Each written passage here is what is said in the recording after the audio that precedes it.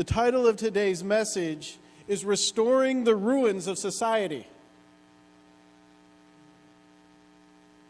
I want to begin by bringing a mention of something that was in C.S. Lewis's Space Trilogy. And actually really just has to do with the title of the first book, Out of the Silent Planet. That's such an interesting title, isn't it? Out of the Silent Planet. What does that even mean? And okay, I will admit it was a long time ago since I've read it, like many decades ago. So I believe I'm going to be getting it correct because it burned a memory inside of me that has never left. And it's amazing because, as a preacher, you think, well, what do you say that will be remembered? Well, there was an imagery there that was remembered because it was so interesting and so surprising that it stuck with me. And that imagery was an astronaut was being sent out into space. And his whole life he kind of had this picture that space is this emptiness, that space is just darkness, that space is just dead.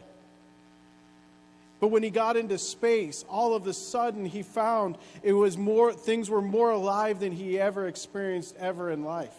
He experienced this incredible vibrancy of life as soon as he left planet Earth. And as kind of the story unfolds, he gets this picture that is called the Silent Planet because all of creation is caught up in a song of praise and worship to King Jesus. But the ruler of planet Earth had fallen out from that divine song of praise and worship. Isn't that an incredible image? And the goal of redemption is to bring it back into that divine song, rebuilding the ruins of society. I chose that term on purpose.